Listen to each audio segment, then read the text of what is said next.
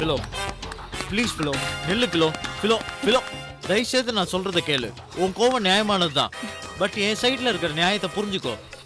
முதல்ல கை எடு, இல்ல உன் மரியாதை கெட்டு போயிடும். உண்மையை புரிய வைக்கிறதுக்காக தான் நான் உன் பின்னாடியே அலைஞ்சிட்டு இருக்கேன். ஆனா இப்படி பிடி கொடுக்காம எடுத்தெறிஞ்சிட்டு போனா எப்படி பிலோ? கொலை செஞ்சவனுக்கு கூட கடைசியா தான் தரப்பு நியாயத்தை சொல்ல ஒரு வாய்ப்பு கொடுப்பாங்க. எனக்கு ஒரு வாய்ப்பு கொடுக்க மாட்டியா? Will you stop it? I'm not a fool to believe whatever you say, okay? நீ பண்ண காரியம் கொலை குத்தத்தை விட கொடுமையானது. கொஞ்ச நாளைக்கு முன்னாடி கோயம்புத்தூர்ல 2 குழந்தைகளை கடத்தி கொலை பண்ணாங்களே, அவங்களுக்கு உனக்கு என்ன வித்தியாசம்? உன்னையும் என்கவுண்டர்ல அவங்கள மாதிரி போட்டு தள்ளுண்டா. உன் வாயில இருந்து வந்த இந்த வார்த்தையை 100 புல்லட்டுக்கு சமானம். அதுக்கப்புறம் வேற தனியா என்ன என்கவுண்டர் பண்ணணுமா? ஏய், சும்மா நடிக்காதடா. உன் முகத்தை பார்த்தாலே எனக்கு அருவருப்பா இருக்கு. பிலோ பிலோ நெல்லு பிலோ. பிலோ இத பாரு, நெல்லு பிலோ. நான் சொல்றத நீ கேட்கல, சத்தியமா சொல்றேன், என்ன உயிரோடயே பார்க்க முடியாது. உன்னை பயமுடுத்த நான் இதை சொல்ல, உண்மையிலே செத்துருவேன். சாக வேண்டியது நீ இல்ல, நான் தான். ஐயோ பிலோ, என்ன நம்பு. என் அங்கிள் இருக்காரே, ச்சே, கெட்டவன், கேடு கெட்டவன். அங்கிள்னு சொல்லவே என் நாக்கு கூசுது. அவன் அவ்வளோ பெரிய அயோக்கியனா பொம்பளை பொறுக்கையா இருப்பான்னு நான் நினைச்சு கூட பார்க்கல பிலோ. அப்போ அந்த அயோக்கிய ராஸ்கலை பத்தின உண்மை எதுவுமே உனக்கு தெரியாது? உன் மேல சத்தியமா எனக்கு எதுவும் தெரியாது பிலோ. அன்னைக்கு போன் வந்து வெளியே போயிட்டு வந்தல்ல, அப்பதான் கெஸ்ட் ஹவுஸ்குள்ள போலீஸ் வந்ததே எனக்கு தெரியும். அதுக்கப்புறம் தான் இவனோட உண்மையான சுயரூபமே எனக்கு தெரிஞ்சது. அந்த ராஸ்கல் மட்டும் போலீஸ்ல மாட்டாம வெளியே இருந்ததுதான் இந்நேரம் நானே அவனை கொண்டு இருப்பேன். தயவு செய்து என்ன நம்ப பிலோ. எப்படி நம்புறது? அவன் இன்டர்நேஷனல் லெவல்ல போதை பொருள் கடத்திட்டு இருக்கான். கெஸ்ட் ஹவுஸ்ல பண்டல் பண்டலா அவன் கொக்கைன்னு பதுக்கி வச்சிருக்கான். இது ஒண்ணுமே உனக்கு தெரியாதுல்ல? சத்தியமா சொல்றேன், அவன் போலீஸ்ல மாட்டுற வரைக்கும் எனக்கு எதுவும் தெரியாது. அவனை பத்தின உண்மையான முகத்தை காட்டாமலே என்ன ஏமாத்திருக்கான்.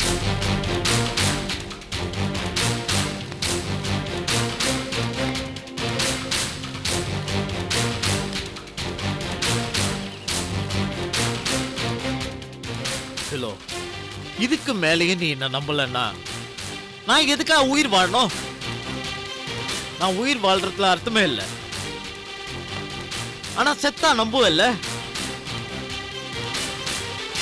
நான் சாகுறேன், உன் கண்ணு முன்னாடி நான் சாகுறேன்.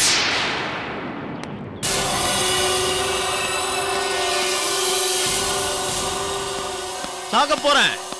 பஸ்லயோ லாரிலயோ விழுந்து கண்டிப்பா சாக போறேன்.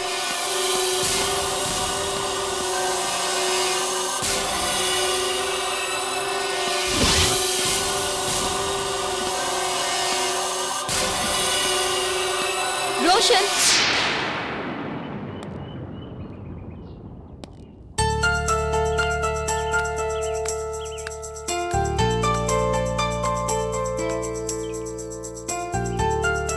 நீ சாகணுங்கிறது என் ஆசை இல்லடா, உன் கூட வாழணுங்கிறது தான் என் ஆசை. அதனாலதான் கோவப்படுறேன்.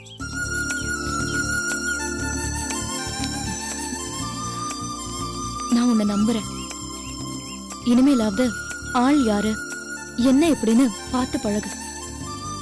ஏன்னா ஏற்கனவே என் பேரண்ட்ஸ் உன் மேல வெறுப்பா இருக்காங்க. இதுல உன் மேல அப்படி ஒரு பேட் இமேஜ் கிரியேட் ஆச்சுன்னா என்ன பண்றது சொல்லு?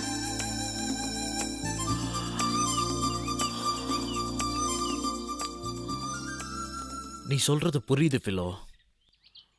இந்த மாதிரி இஷ்யூ வராம நான் பாத்துக்கிறேன். எனக்கு நீ வேணும் பிலோ. நீ மட்டும் என்ன வெறுத்துட்ட, என்னால இந்த உலகத்துல வாழவே முடியாது பிலோ. ஓகேடா, எல்லாத்தையும் மறந்துடுவோம். இனிமே நம்ம காதலுக்குள்ள யாரும் வர முடியாது, யாரும் வரவும் கூடாது.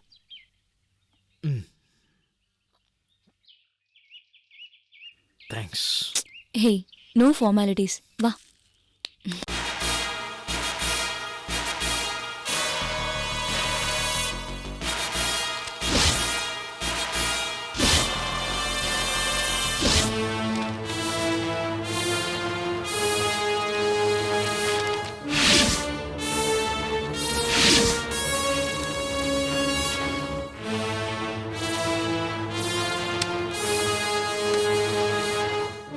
இப்ப எதுக்காக உங்க எல்லாரையும் வர சொன்னா, போலீஸ் உங்கள் நண்பன்னு போர்டுல எழுதி வச்சிருந்தா மட்டும் பத்தாது.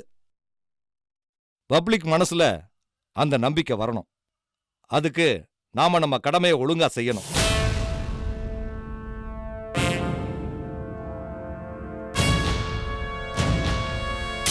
கிரைம் நடந்ததுக்கு அப்புறம் போய் என்கொயரி பண்றது மட்டும் நம்ம டியூட்டி இல்ல.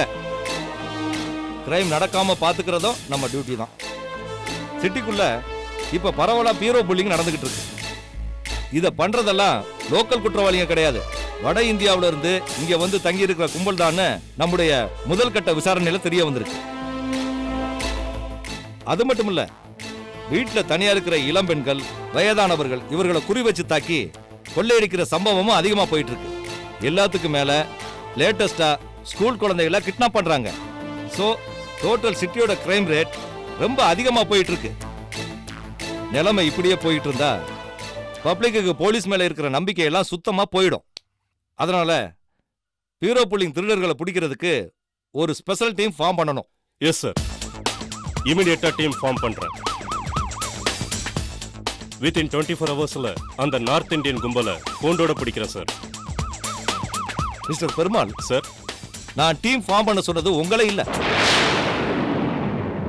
நான் சொன்னது ஏசி சண்முகத்துக்கிட்ட. Thank you sir. நான் இமீடியட்டா ஒரு டீம் ஃபார்ம் பண்ணி குற்றவாளிகளை கண்டுபிடிக்கிறதுக்கு நடவடிக்கை எடுக்கிறேன்.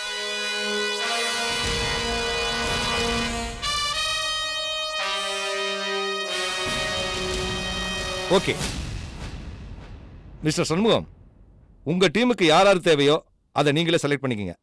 அப்புறம் ஒதுக்குப்புறமா இருக்கிற வீடுகள் மேல கண்காணிப்பு அதிகமா இருக்கட்டும். Okay sir. Mister Perumal sir. உங்களுக்கு வேற ஒரு முக்கியமான கேஸ் இருக்கு. Yes sir. இந்த மினிஸ்டர் செல்வநாயகம் இருக்கார்ல? எஸ் சார், எனக்கு தெரியும் சார். இந்த மாதிரி பெரிய கேஸ் எல்லாம் நீங்க என்கிட்ட தான் கொடுப்பீங்கன்னு எனக்கு தெரியும் சார். என்ன சார், மினிஸ்டருக்கு ஏதாவது ப்ராப்ளமா? இல்ல அவரை யாராவது கொலை பண்ண ட்ரை பண்றாங்களா? அவரை யார் கொலை பண்றதுக்கெல்லாம் ட்ரை பண்ணல. அவரு ஃபாரினுக்கு போயிருந்த போது இந்த இந்த டாக் ஒன்று வாங்கிட்டு வந்திருந்தாராம். வாக்கிங் போயிட்டு இருந்த போது மிஸ் ஆயிடுச்சு. அதனால நீங்க நேர அவர் வீட்டுக்கு போய் அந்த டாக்கோட போட்டோவையும் டாக்க பத்தின டீடைல்ஸ் அடங்கின ஃபைலையும் வாங்கிட்டு வந்துருங்க. சார், நாய்க்கெல்லாம் ஃபைலா சார்? ஹலோ, என்கிட்ட நாயின்னு சொன்ன மாதிரி அவருக்கு முன்னாடி நாயின்னு சொல்லிடாதீங்க. ஏன் சார், நாயை நாயின்னு சொல்லாம வேற என்ன சார் சொல்றது? எங்க எங்க மறுபடியும் நாயின்னு சொல்லிக்கிட்டு இருக்கீங்க? அதை அவரு குழந்தை மாதிரி வளர்த்துக்கிட்டு இருக்காரு.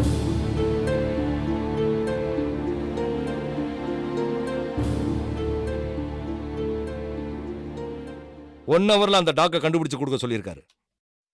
அதனால தான் நீங்க ரொம்ப திறமசாலியான ஆபீஸ்ன்றதுனால உங்ககிட்ட அந்த பொறுப்பை ஒப்படைக்கிறேன். அந்த டாக்கை கண்டுபிடிக்க வேண்டியது உங்களுடைய பொறுப்பு.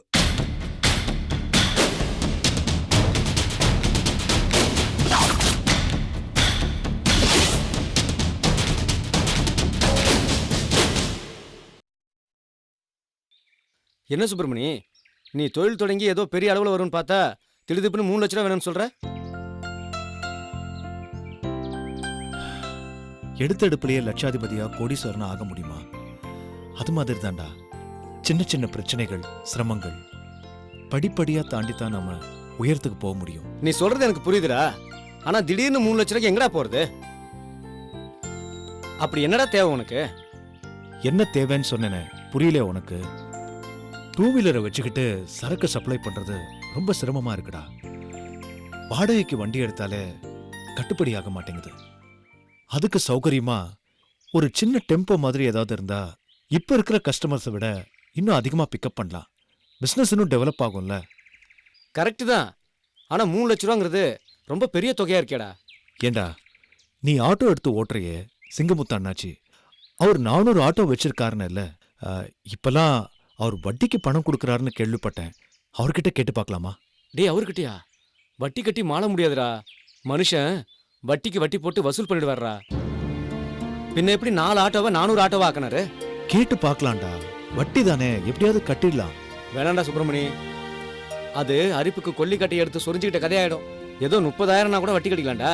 3 லட்சத்துக்கு எப்படி வட்டி கட்ட முடியும்? ஏண்டா, பேசாம பேங்க்ல ட்ரை பண்ணி பார்க்கலாம்டா.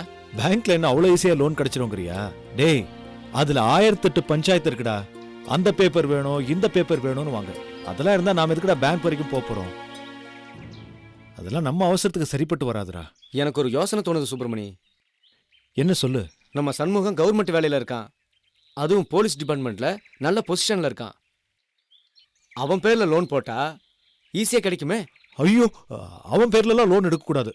சொல்ல போனா இந்த விஷயமே அவனுக்கு தெரியக்கூடாது. ஏன் சண்முகத்துக்கு தெரியக்கூடாதுங்கிற? கடவுள் புண்ணியத்துல சண்முகம் இன்னைக்கு நல்ல பதவியில நல்ல நிலைமையில இருக்கான். இப்ப போய் என் பிசினஸ்க்கு 3 லட்சம் ரூபாய் பணம் வேணும், லோன் போட்டு பணம் கொடுறான்னா வேணாண்டா. இப்பதான் அவன் புது வீட்டுக்கு லீஸுக்கு அமௌண்ட் ஏற்பாடு பண்ணி கொடுத்துருக்கான். இப்போ போய் அவன்கிட்ட கேட்டா நல்லா இருக்காதுடா. அது மட்டும் இல்லடா, இப்ப அவன் போலீஸ்காரன். அவன் பேர்ல லோன் போட்டு வண்டி எடுத்தா அது தப்பாயிடும்டா. சரி, இப்ப என்னதான் பண்ணலாம்னு சொல்ற? பண்ணுவோம், எப்படியாவது பணத்துக்கு ஏற்பாடு பண்ணுவோம். சரி, நான் கிளம்புறேன், எனக்கு வேலை இருக்குடா. சரிடா, பார்த்து போயிட்டு வா.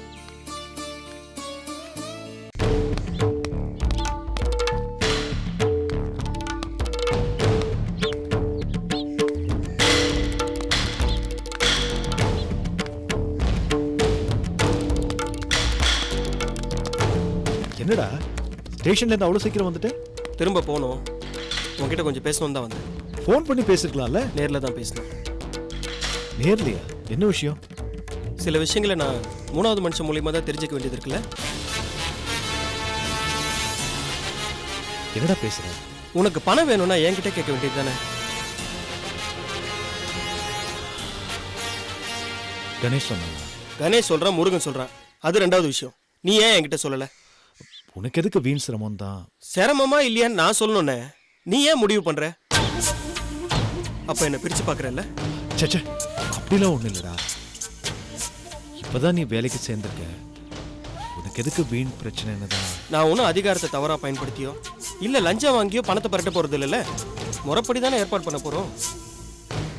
இப்ப என்ன, உனக்கு 3 லட்சம் தேவை, அவ்வளவுதானே? கவலையை விடு, நான் பாத்துக்கிறேன். இல்ல சண்முகம், நீ என்ன சொல்ல வரேன்னு எனக்கு தெரியும். உனக்கு நான் பணம் ஏற்பாடு பண்ணி கொடுக்கறதுனால என் பதவிக்கு ஏதாவது கெட்ட பேர் வரேன்னு நினைக்கிறேன், அதானே? நம்ம ஒன்றும் கடனை வாங்கி ஏமாத்த போறது இல்லையே. ₹1 பாக்கி இல்லாம அசலும் வட்டியும் திருப்பி கொடுக்க தானே போறோம். எனக்கு தெரிஞ்ச நிறைய ஃபைனான்சியர் இருக்காங்க, பணத்தை நான் ஏற்பாடு பண்ணிக்கிறேன். நீ இந்த பண விஷயத்தெல்லாம் விட்டுட்டு கோவா கிளம்புற வேலையை பாரு. ஆமா, அண்ணி எங்க? விருந்து முடிச்சுட்டு ஆஃபீஸ்க்கு கிளம்பிட்டா. என்ன, இன்னைக்கும் ஆஃபீஸ் போகணுமா? 10 மணி ஃப்ளைட்டுக்கு 8 மணிக்கு ஏர்போர்ட்ல இருக்கணும்னு தெரிய வேணாமா? அவங்க எப்போ வர்றது கிளம்புறது? இல்லடா, சீக்கிரமா வந்துடுறேன் தான் சொன்னா. சரி, நீ கோவா போயிட்டு வா, மீதியெல்லாம் நம்ம அப்புறம் பேசிப்போம். ம். ஏதாவது மனசுல இருந்தா வெளிப்படையா பேசுனேன், சொன்னா தானே தெரியும். சரி, நான் வரேன்.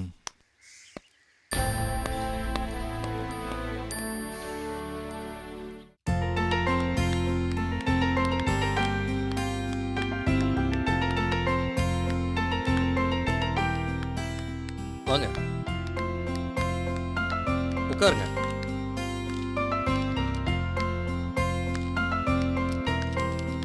எங்க? கார்த்திக் சாரை பார்க்கணும். நீங்க? என் பேர் இளங்கோ. தேன்மொழி கன்ஸ்ட்ரக்ஷன் சொல்லுங்க, அவருக்கு தெரியும். நீங்க வெயிட் பண்ணுங்க, நான் போய் சொல்றேன்.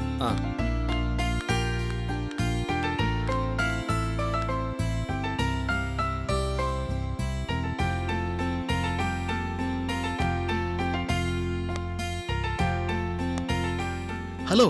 ஹாய். ஒரு நிமிஷம். ம்.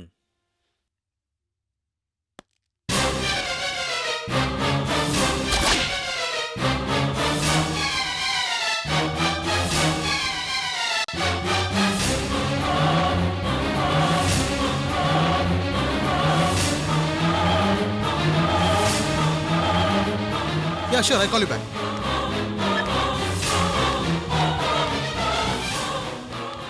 I'm extremely sorry, Ilango. முக்கியமான கால்ல பிஸியா இருந்துட்டேன். பரவாயில்ல. கார்த்திக், மேடம் வந்திருக்காங்க. ஐயா.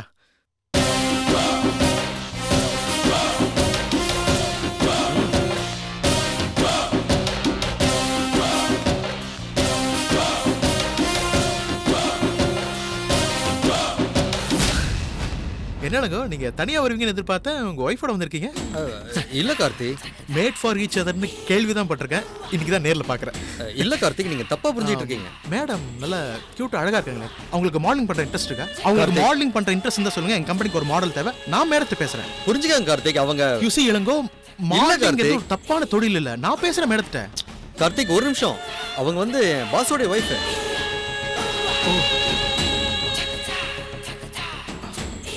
I'm sorry. I'm extremely sorry. I'm really sorry. பரவாயில்ல. I'm sorry madam. I'm sorry. Nice to meet you. வணக்கம். I'm sorry Ilango, I'm sorry. It's okay. எனக்கு பார்த்த உடனே அது ஓகே, நான் போய் மேடத்தை பார்க்குறேன், அவங்க ஃப்ரீயாக இருந்தால் உங்களுக்கு கால் பண்ணுறேன். ஓகே.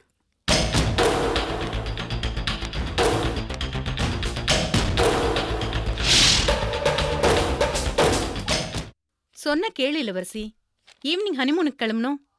அதெல்லாம் விட்டுட்டு நீ என்னடா நான் ஆஃபீஸ் வேலை பார்த்துட்டு இருக்க? கிளம்பு. பரவாயில்ல மேடம். என்ன பரவாயில்ல? அப்புறம் அங்க சைட் சீன் பார்க்கறதுக்கு ஒரு கைடு ஏற்பாடு பண்ணியிருக்கேன். மேடம் எதுக்கு இதெல்லாம்? இல்லம்மா, புது இடம், உங்களுக்கு சுத்தி பார்க்க வசதியா இருக்கும்ல, அதனாலதான். நீ முதல்ல கிளம்பு, ட்ரெஸ் எல்லாம் பேக் பண்ணணும்ல. பரவாயில்ல மேடம், ஈவினிங் தானே ஃப்ளைட்டு, கொஞ்சம் வேலை தான், இந்த ஃபைலை முடிச்சு நான் கிளம்புறேன்.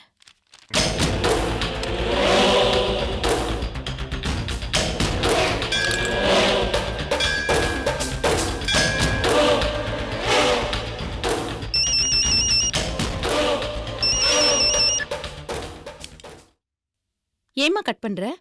இல்ல சைலண்ட்ல தான் போட்டிருக்கேன் மேடம், அப்புறமா பேசிக்கிறேன். பேசு. இல்ல தெரியாத லேண்ட்லைன் நம்பர், அப்புறமா பேசிக்கிறேன். வேற யாராவது தெரிஞ்சவங்க பேசலாம்ல, எடுத்து பேசி என்னன்னு கேள. ஹலோ. என்ன இவ தெளிவா பேசுறா? ஹலோ. மாத்திரை இன்னும் வேலை செய்ய ஆரம்பிக்கலையோ? யாரு? நானே இளவரசி கயல் பேசுறேன். சொல்லு கயல். ஆமா, நீ எங்க இருக்க? நல்லா இருக்கியா? காலையில தானே விருந்து சாப்பிட்டுட்டு வந்தேன், என்னமோ ரொம்ப வருஷம் கழிச்சு பேசுற மாதிரி நல்லா இருக்கியான்னு கேக்குறேன். இல்ல, நீ வந்து ஹனிமூன் டூருக்காக கோவாக்கு ஃப்ளைட்ல போறல, அதை விசாரிக்கிறதுக்காக என்ன பேசுறதுன்னு தெரியாம உளறிட்டேன். ஆமா, நீ இப்ப எங்க இருக்க? ஆபீஸ்ல இருக்கேன். என்ன விஷயம்? உன்னை யார் இப்ப ஆபீஸ்லாம் போக சொன்னது? போக போற நேரத்துல வீட்ல இருந்தா தானே எல்லாத்துக்கும் சௌரியமா இருக்கும்.